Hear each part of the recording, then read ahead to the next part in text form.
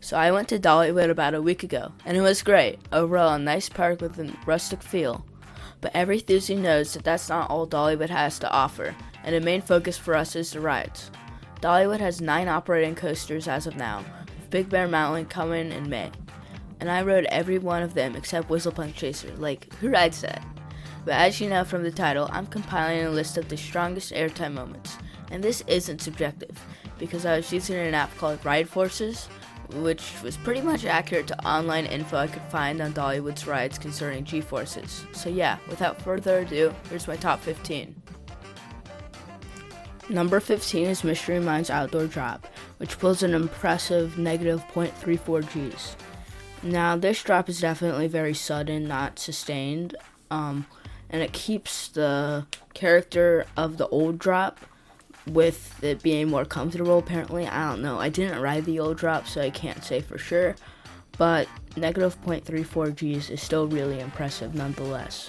Number 14 is to pop into the brakes on Lightning Rod in the front row. This pulls negative 0.39 Gs in the front and negative 0.28 Gs in the back.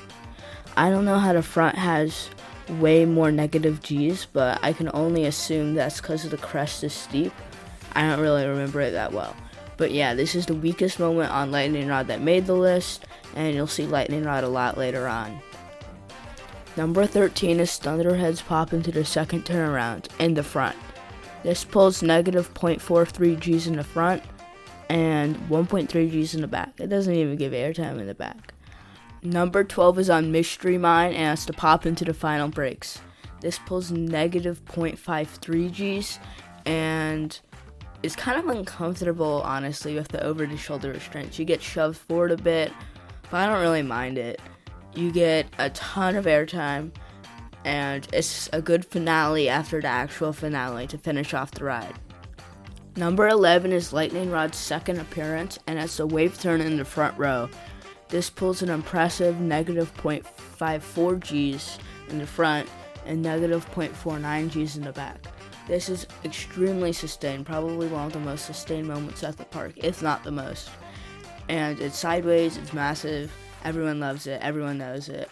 Just a wonderful moment. And it's only at number 11 just because of strength, but if it was on my favorite list, it would be way more towards the top.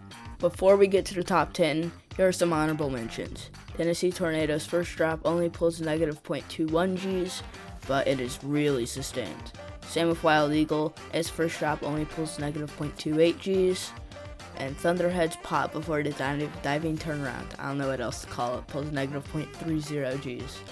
And on to the top 10, which is kinda dominated by Lightning Rod, not gonna lie. Number 10 is Mystery Mine's 95 degree drop. It pulls a astounding negative 0.67 Gs. I've heard this is one of the weaker Eurofighter drops, but it catches you off guard after the vertical lift and the fire effect, if it's working. And it's followed by a great finale, so what can I say? It's a great start to a great finale of a great ride.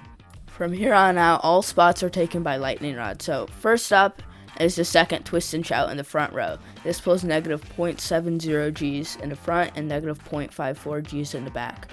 It's a good moment. It's definitely the worst of the Twist and Shouts, but isn't half bad. Next strongest moment is the second hill in the quad down, which has a tied negative amount of G-forces in the front and back at negative 0.75 Gs.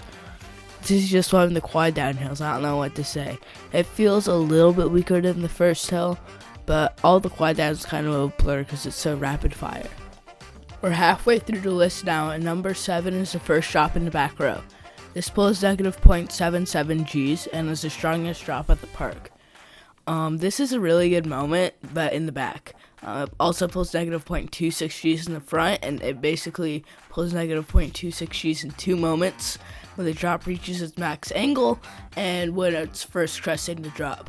But yeah, pretty average RMC drop, probably a bit weaker than the others, but still isn't bad. Number 6 is the first Twist and Shout in the front row. This pulls negative 0.80 Gs in the front, and that's when it's twisting into the element, and negative 0.45 Gs in the back, and that's when it's twisting out of the element.